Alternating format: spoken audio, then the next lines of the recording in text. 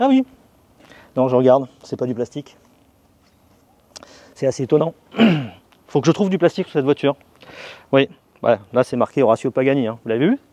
C'est une Utopia. La dernière, Zonda, 99, Wayra, 11 ans plus tard.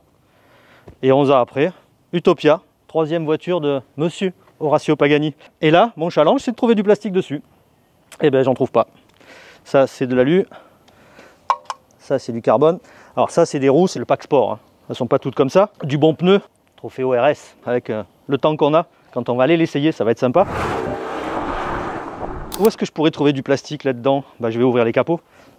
Et voilà. Oh, la pièce. Alors ça, c'est un capot en carbone d'une seule pièce. Et qui les fabrique? Ben, Horacio Pagani. Eh ouais.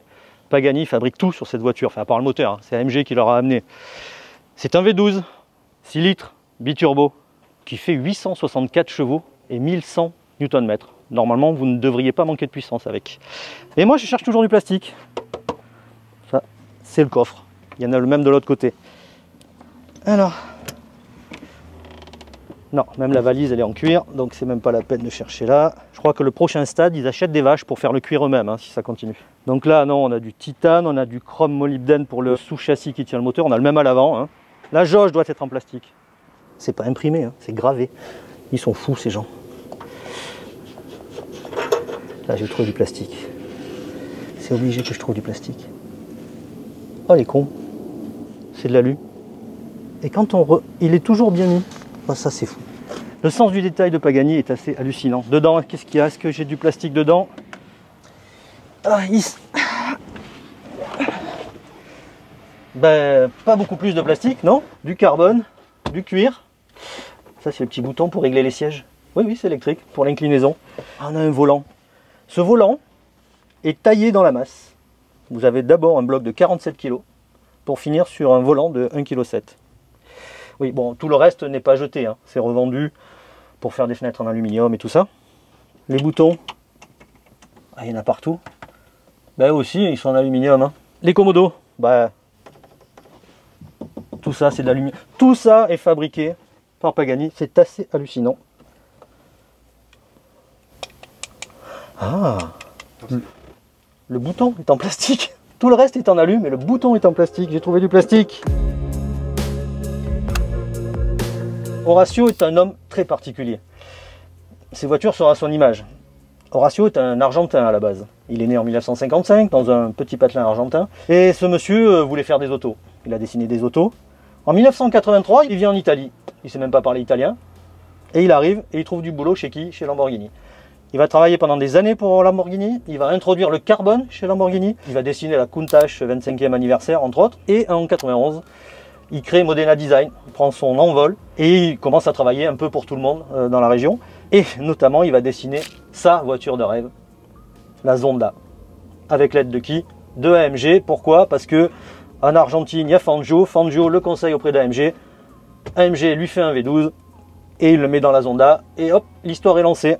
Cet homme-là, quand il veut quelque chose, il sait comment l'obtenir.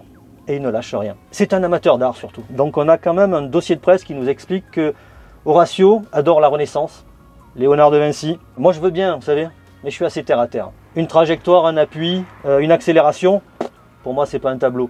Une émotion physique, ça une voiture sait faire.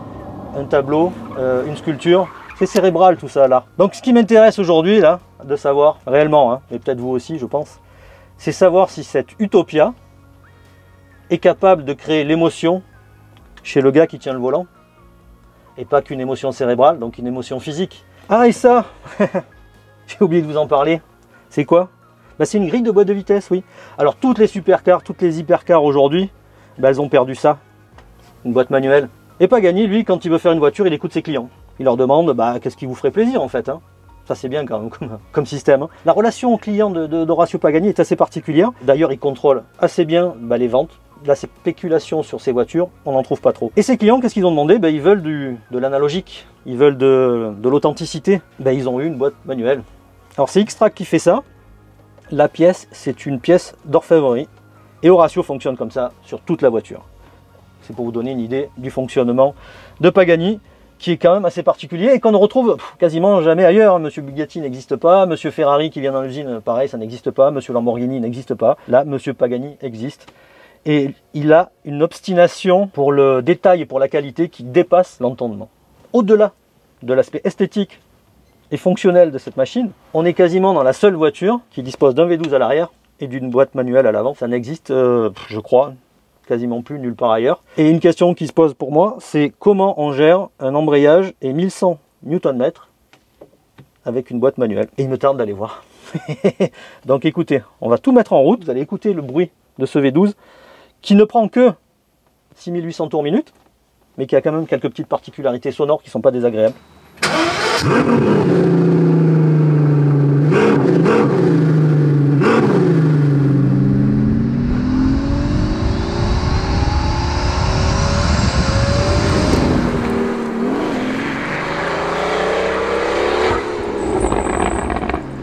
Embrayage très facile, bonne surprise.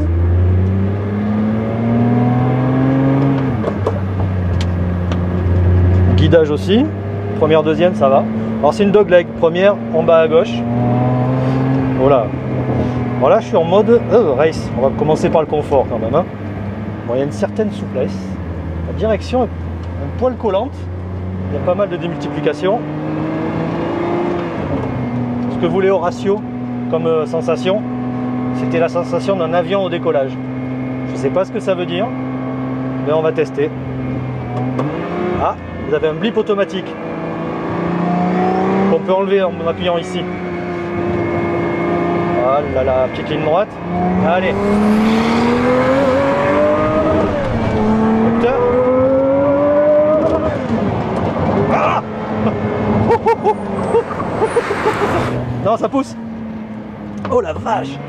Et là on est en mode discret d'échappement, ça gueule, ça prend 6800 tours mais on dirait qu'il y en a beaucoup plus.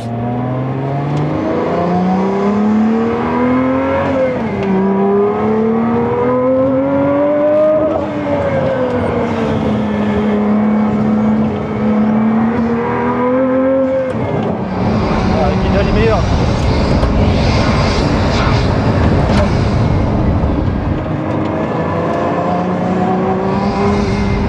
Il y a du grip.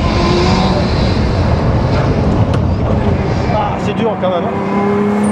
Ah, il faut s'habituer à la boîte. Et c'est souple hein, quand même. En race, c'est pas un bout de bois le truc.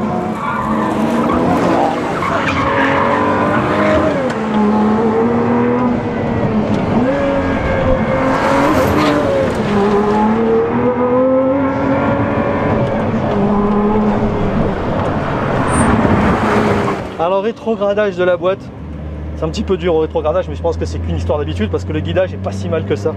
Non, les 864 chevaux, c'est juste... Alors l'avion décollage, on est d'accord. Horacio, je suis d'accord avec ça. Je suis d'accord. C'est quelque chose d'exponentiel. C'est-à-dire ça part tranquille et 1100 Nm, il déborde pas tout de suite les pneus arrière, donc c'est bien pour la confiance, mais c'est problématique parce qu'après vous en remettez encore plus. Et là, ça part, c'est même pas un feu d'artifice, là c'est un dégueulis de power, ça vous submerge. C'est incroyable. Et là, je suis toujours en mode race. Franchement, la différence entre le confort et le race, elle se sent, mais elle n'est pas énorme. Par contre, on a de la sonorité en race qu'on n'a pas sur les autres modes. Vous avez un petit bouton exhaust. Celui-là ne fonctionne qu'avec les speakers, qu'avec les haut-parleurs. Pour ouvrir la deuxième valve de l'échappement, il faut rouler en race, ce qui théoriquement est interdit, mais on est des rebelles. Au début, je pensais que ça allait être une grosse GT, mais c'est vraiment pas le cas. Je me posais même des questions sur la véracité du poids annoncé par Pagani, mais sincèrement, une fois que tu as le volant en main, la voiture est légère. Elle est très légère, très puissante. Elle est impressionnante quand tu regardes dans les rétros, tu as l'impression que l'aile arrière est super loin. Au final, même tout le décorum ici qui impressionne au premier abord, une fois que tu commences à pousser avec, tu oublies tout le reste. Quand tu commences à pousser, il y a un truc assez étonnant. Alors je le confesse, je roule souvent en Alpine A110. Le train avant, les réactions dans le volant, on ressent quasiment les mêmes sensations de train avant d'Alpine. Je pense que c'est quelque chose qui va avec le fait que ce soit léger, que ce soit conçu pour être très léger. Et je ne dirais pas que c'est une Alpine de 800 chevaux parce qu'il y a plein d'autres choses qui ne sont pas du tout pareilles, comme la souplesse de suspension, la façon qu'elle a de venir sur les freins. L'Alpine, on ne retrouve pas ça du tout ici. On est sur une auto dont on sent réellement la légèreté. réellement. Et ça, franchement, je m'y attendais pas. C'est assez extraordinaire.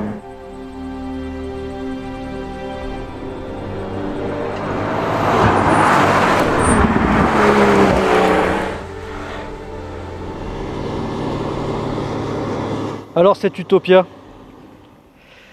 pour être honnête avec vous, j'avais d'énormes doutes avant d'arriver. Je ne savais pas à quoi m'attendre en fait. Est-ce que c'était un gros bébé? Est-ce que tout ce qui était dit dans les communiqués était vrai? Est-ce que c'était vraiment aussi léger que ça?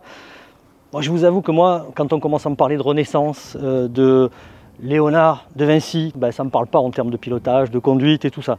Donc j'avais d'énormes doutes à propos de cette voiture qui, soit dit en passant, coûte 2,1 millions d'euros hors taxe. On se situe vraiment pas très loin de ce que fait Bugatti. Mais maintenant que je suis venu à San Cesaro sul Panaro, que j'ai découvert l'usine Pagani, que j'ai vu monsieur Horacio Pagani, que j'ai vu Modena Design, j'ai compris. Ils m'ont retourné la tête. C'est une voiture qui est réellement exclusive. En fait, quand ils parlent aux clients et qu'ils leur montrent comment sont conçus les Pagani, vous ne pouvez pas ne pas ressentir quelque chose qui va au-delà de l'achat d'une voiture. Pour moi, la grande surprise, elle est là. C'est que cette voiture, elle sait me parler à moi aussi. Moi qui n'aime pas les peintures, qui n'aime pas l'art, enfin, c'est pas que je n'aime pas l'art, c'est que je ne suis pas sensible à l'art, elle sait me parler quand même. Un train avant d'Alpine, une sensation de légèreté, de monocoque carbone qu'on peut avoir dans une McLaren, un confort qu'on peut trouver peut-être dans une MC20 aujourd'hui qui est très souple, ou même une Audi R8. On a un compromis qui est hyper cohérent. Et puis quand on arrive à l'usine, on parle à des gens qui travaillent là et qui vous disent tous que Horacio est un génie. Alors vous dites quand même, je veux bien qu'il soit payé, mais pour de là à dire que Horacio est un génie, en fait si, c'est un génie, c'est un gars à près de 70 ans, il va voir les gens avec qui il travaille, il teste toutes les pièces, il demande des modifications, il roule les voitures avec les essayeurs, avec Alberto, il demande des modifications. Ce matin encore, il était au téléphone pour changer des pièces sur le mécanisme de boîte. Cet homme-là a une vision claire qu'il a apparemment depuis tout jeune. Elle s'est exprimée à travers ses voitures, Zonda, Wayra, que je n'ai malheureusement pas essayé, et Utopia. Voilà, moi je ne suis pas sensible aux choses du passé, aux choses de l'art, mais Horacio est clairement quelqu'un qui est ancré dans le passé. Il adore les choses, l'histoire, il adore, comme on est ici, Piazza Roma, il aime la pierre, il aime tout ce genre de choses. Ce qui est fou, c'est qu'il est arrivé à traduire ça en sensation de conduite. Le moteur est un truc hallucinant, alors ça, certes, c'est pas Pagani, c'est AMG, mais ce moteur-là, dans un châssis qui fait le poids d'une Golf, c'est juste une émotion que peu de gens peuvent vivre. On est proche de ce que fait McLaren en termes de poussée, mais par contre, en termes de caractère, le bruit de ce moteur, c'est un V12, c'est tout autre chose. Horacio Pagani, en refusant la modernité, je trouve qu'il n'a jamais été autant dans l'air du temps. Merci, monsieur Pagani. Merci. Merci.